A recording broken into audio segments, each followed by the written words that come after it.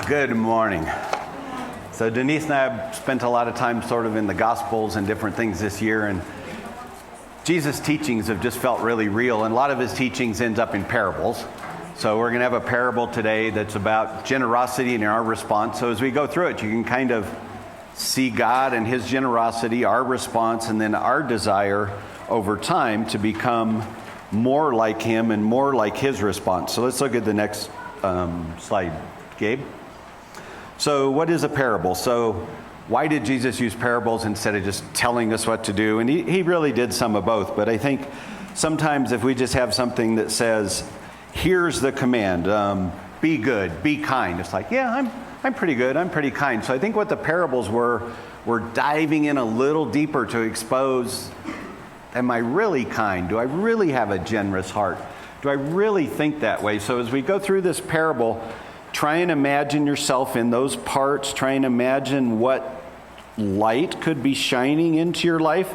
Because if you think at the time, the religious leaders during Jesus' time, they thought they were really good religious leaders, right? I mean, they were running around being good religious leaders.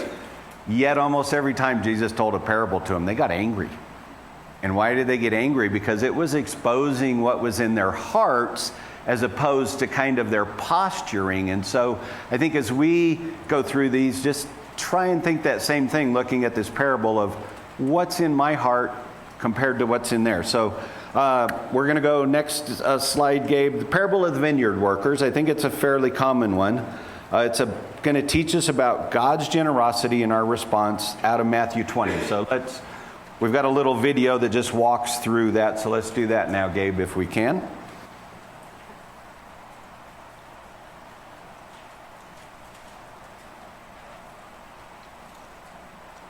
For the kingdom of heaven is like a landowner who went out early in the morning to hire workers for his vineyard. He agreed to pay them a denarius for the day and sent them into his vineyard.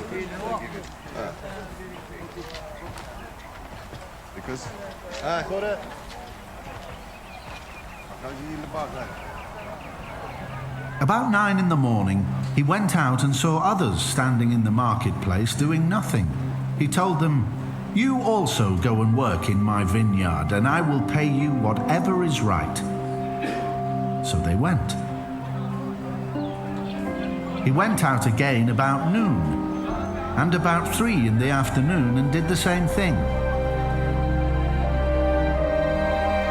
About 5 in the afternoon, he went out and found still others standing around. He asked them, "Why have you been standing here all day long doing nothing?" "Because no one has hired us," they answered. He said to them, "You also go and work in my vineyard." When evening came, the owner of the vineyard said to his foreman, "Call the workers and pay them their wages, beginning with the last ones hired and going on to the first." The workers who were hired about 5 in the afternoon came and each received a denarius. So when those came who were hired first, they expected to receive more. But each one of them also received a denarius. When they received it, they began to grumble against the landowner. "These who were hired last worked only 1 hour," they said, "and you have made them equal to us who have borne the burden of the work and the heat of the day." But he answered one of them, "I am not being unfair to you, friend. Didn't you agree to work for a denarius? Take your pay and go.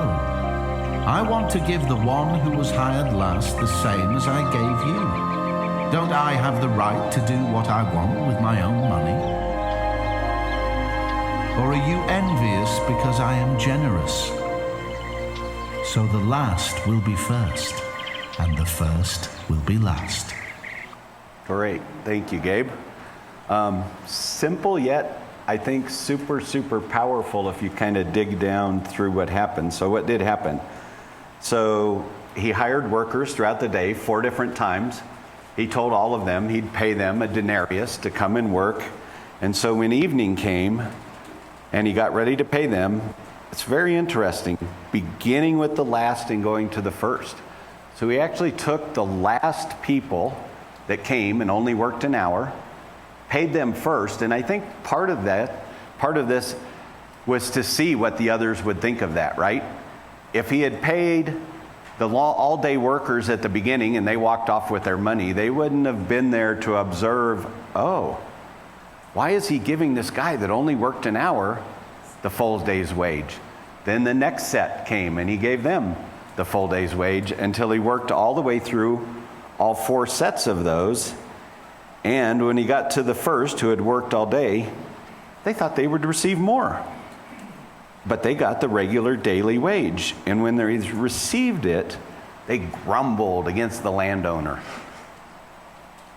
It just really grabbed at me to think, why do we have that darkness in us that we're unhappy that God was generous? He's represented by the vineyard owner, that he was generous to the others.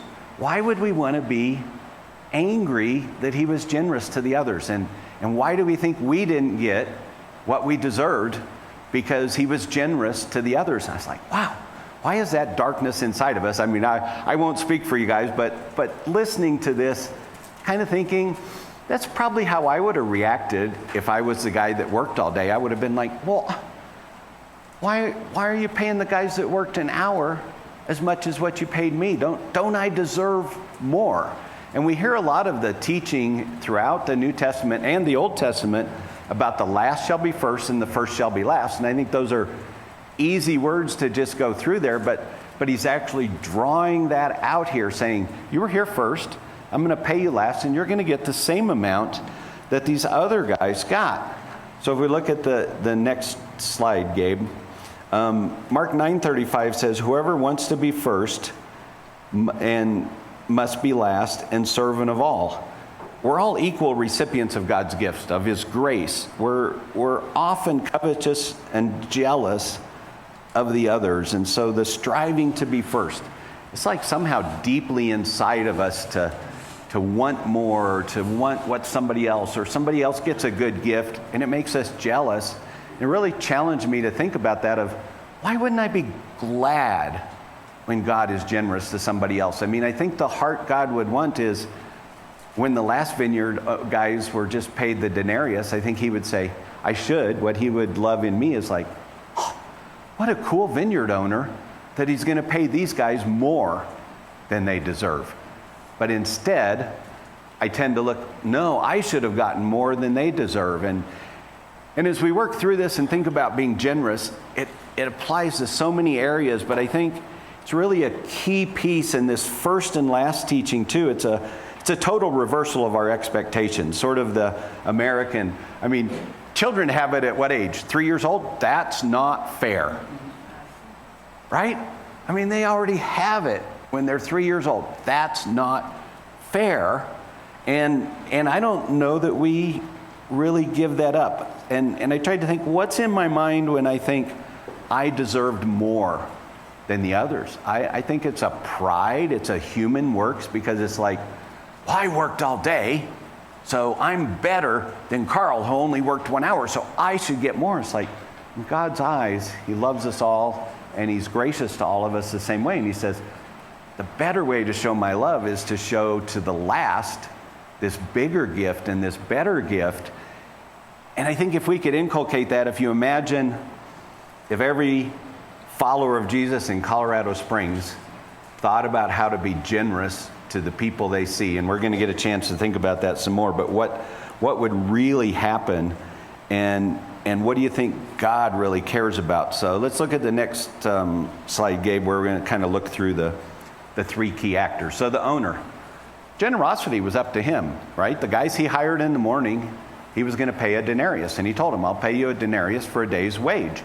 And so it was up to him to be generous, and I think there's 2 examples to that. There's the example that he was generous. He could have said, I need to be stingy with my money, so these guys that only worked an hour, I'm going to give them 1/10 of a denarius, because then I'll get to keep more of my money. And in a kingdom sense, everything is God's. So keeping more of my own money is doesn't really have a meaning. And so the owner was generous with that. The last hired worker, don't you think you would have felt really good to get a whole day's wage for only working an hour? Wouldn't that have just kind of made your day to sit there and be like, why did he pay me for a whole day's wage when I only worked an hour? I mean, when someone's shown you generosity that was undeserved, doesn't it just kind of make you joyful and feel something? And so those guys got to experience that. And then the first hired workers was paid what he promised, but he just couldn't be okay with just getting paid what he was promised. And the owner of the vineyard says, hey, am I not allowed to choose what I do, or are you envious because I am generous? I've really tried to grind at my own heart of, why am I envious when God is generous? Or why am I envious when somebody else is generous? Why don't I want to rejoice in God being generous to others instead of thinking, I didn't get what I want out of that. I didn't get the thing that I wanted. And I mean, you could say, did the early workers have a legitimate complaint? I mean, when the child says, it's not fair, do we have a legitimate complaint? It's almost like we've taken that on as adults, and wherever it is, if we think we haven't been treated fairly or didn't get what we deserve, it almost feels like if we could eliminate those two things from our vocabulary of, I deserve more, I deserve better, this wasn't fair. Because the first workers got exactly when he went and hired him. He said, I'll pay you a denarius to work in my vineyard for the day. And they said, deal. But then when he was generous to the others, I mean, it's almost mind-boggling to me that we're so caught up in that to see that happen. So let's look at the next one. So the coveting by the early worker. What is coveting? It's really wanting what God chooses to give to others. So if he's given somebody else a nicer house, a nicer car, a better job, coveting is when we want what God's given or allowed to others. Big problem in relationships. Can you get along with somebody that you're coveting what they have, or that you're coveting? Because what does it do? It creates a bitterness in us. Because if I think they got something they didn't deserve, I'm kind of just inside, grr at them. And I have no ability to have a loving relationship with them, because every time I see them, it's like, oh, they didn't deserve that. They shouldn't have done that. And if you take it to the extreme, think of salvation. We might think, well, I'm better than him. I'm not sure God should save that person. That person isn't really good enough to be saved. That's kind of the ultimate, I think, allegory that's being shown in here, is that it isn't really about the daily wages of the vineyard, which do reflect on our heart, but it's really, what about do we think is going to, are we really okay with God saving somebody that we don't think they deserve, or they don't live the way we want them to live? And I think it boils down, let's look at the next slide, Gabe. I want to be in charge. I know whether that person should have been given that. I know what I deserve. I know. And I think all of that goes back to the tree of knowledge in the Garden of Eden. Adam and Eve really wanted to be God. They didn't want to just kind of be under and following God. They wanted to be the guy that gets to make the decision. So what we covet is God's power to forgive, his control over who is forgiven, and we think we should have a voice in some of that. And if you go back to the Old Testament, Jonah. So God comes and says, Jonah, go deliver my message of redemption to the people of Nineveh. He doesn't like the people of Nineveh, does he? So what does it say that Jonah says? I knew that you are a gracious God and merciful, slow to anger, and abounding in steadfast love, and ready to relent from punishing. That cannot be for them. So, I mean, Jonah was willing to do anything to not let God's repentance be given to the people of Nineveh. He's like, no, the people of Nineveh do not deserve your grace and mercy. And again, let's look in the mirror, let's shine the light in our own lives, and where do we think of it, whether it's salvation, whether it's material things, whether it's relationships. Maybe there's somebody that has a friendship that we think should be our friendship, or we don't think God's given us the family we want. We don't want any of these different pieces. And it's just that desire of wanting to be in charge with that, and wanting to know what we get to do instead of following what God has. So areas of generosity, next chart. how can we be generous? I mean, I think it's easy to think, oh, I'll give a candy bar. No, let's see. Josh will give a cat to Scott. I mean, we can think of those things, but I would really say try hard to lean into God and think, what are all the ways we can be generous? Giving of our hearts and our love. I mean, we can withhold. One of the ways we can damage other people in a relationship the most is withholding from them, right? We can decide they don't really deserve me being kind, so I'm gonna withhold my kindness from them. That's not a generous spirit. Our time. What if somebody just needs some of our time and we're kind of like, well, I kind of have my own things that I want to do, giving of our time. So it's not just giving of things or money. Material possessions can often be a way that we can reflect and show God's love. We can look and see somebody that a material possession would bless them, and we can bless them in God's name. Emotions. I mean, what if you just kind of growl at somebody every time you see them? You're just kind of rawr, rawr, rawr. What does that do to them? I mean, it just sets them back. And what if on the other side you kind of come and you have love and you're generous with your emotions to that other person to say, hey, I'm going to do that. And the last one on here I think is, man, if we could nail this, thinking the best of others. Our first motion is to just judge and think badly of others, right? I mean, I have a friend that I spend a lot of time with who's going through a divorce, and no matter what tiny things happen with his maybe divorced wife, I don't know what'll happen with it, the place he goes is thinking the absolute worst of her instantly. I mean, he just takes whatever that is and takes it as bad as it could be, and he'll be like, well, she didn't do this yesterday. I said, well, she did it, and he's got a page this long of why she did it, and just goes to this terrible place. And I'll say, Justin, you gotta just think the best of her, because that same action, I mean, just imagine it in your own mind. We can look at the same action from a person, and if we're thinking the best of them, it leads us over there. If we're thinking the worst of them, it leads it over there. And it's a very small change right at that point of either thinking the best or thinking the worst. And for me, this would probably be one of the biggest challenges in being generous, is to think the best of others. And I think that's a position of humility. I think when we think the worst, we are prideful. We think we know what's inside another person. Just imagine how often we think that. We look at them and we decide what's inside of them based on some very small thing. It's like, maybe that's not what's inside of them. What if I think the best of them first? So, summary ideas, and then we'll have a little table time and then some very interesting homework. So, God's generous. He's a generous God. It's reflected everywhere. As his agents, we should show that same generosity to those around us. Coveting or envy, it's just not aligned with a kingdom heart. And if we want to be with God, we want to experience his generosity, then we want to have kingdom hearts. And coveting and envy. And this was kind of a little bit of a new thought for me, of thinking of that in relationship terms, of coveting relationships and coveting those things that they're, because I don't really think God should decide when to be generous. And then this idea of the first shall be last and the last shall be first in God's kingdom. How often would you have training anywhere that would say, put yourself at the back of the line, give yourself to the others, let the others do that. In all of those situations, it's a very counter idea again. And again, this sort of summary of imagining the impact in Colorado Springs in our families if we went around being generous as God's agents.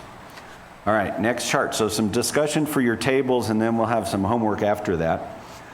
When have you experienced generosity? I really thought about that, and I had an uncle named Sam. Not Uncle Sam, the government uncle, but my Uncle Sam.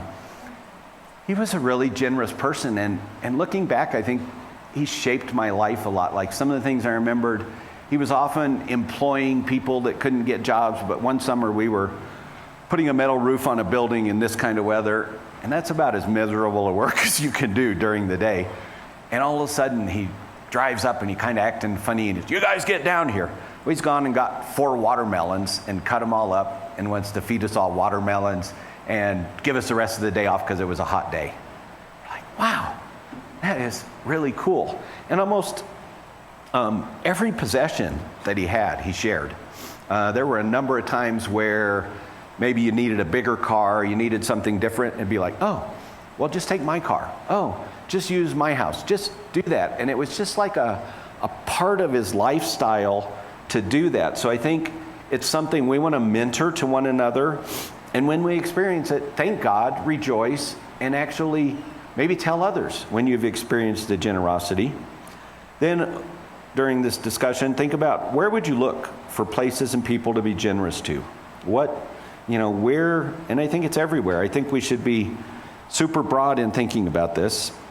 And then, do you deserve God's generosity? Does your neighbor deserve God's generosity? And really, the next question, should you only be generous to people who deserve it? Don't we make that judgment all the time of whether somebody deserves God's generosity or his salvation or whatever they might have, whatever it might be? They don't deserve that. They shouldn't get that. They aren't good enough for that. They didn't act the right way. They didn't do the right thing. And we just make that giant judgment of who somebody deserves. And then, can generosity be wasted? I don't think in God's kingdom it's ever wasted. We may not see a short-term result. I mean, if you do something that, is small or to somebody, you may not get to see the result. But I think in a kingdom way of thinking, nothing that we do in God's name is ever wasted. Again, we might not get to see the result, but it is never wasted. And the last one to talk about at your table is, do you envy when others experience generosity? I mean, if you had been one of the workers that had worked all day, would you have come in and said, thanks for paying me what you told me you were going to pay me? And thanks for being generous to the others. I mean, think if we could have had that foresight to be the worker all day who then went around, gosh, you should see this vineyard owner. He paid the people that only worked 1 hour a full day's wages. Isn't that a great vineyard owner? But instead it was like, you didn't pay me more. You gave them more than they deserve. So I mean, our reaction even to observing generosity can also be an example. So I'll give you a few minutes for your table discussion, and then we'll have your homework assignments.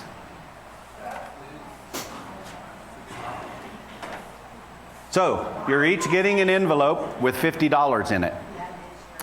What I would like you to do over the next weeks is look for people to be generous with that $50.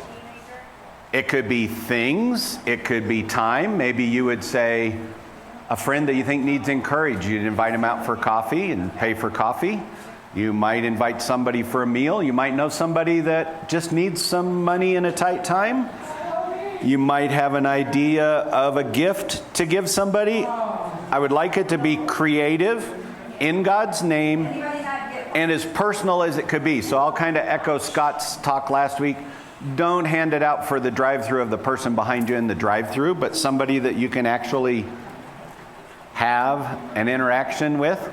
And should you be willing, over the next weeks, we'll either have some cards where you could write something down of the experience, or you could actually talk about it. I know it's really scary with all these scary people to actually talk about what you did, but sometimes I don't think we practice rhythms of the doing of some of these things. We hear, let's be generous, but this is going to kind of give you a little nudge to think about it more often and figure out ways that you can do it.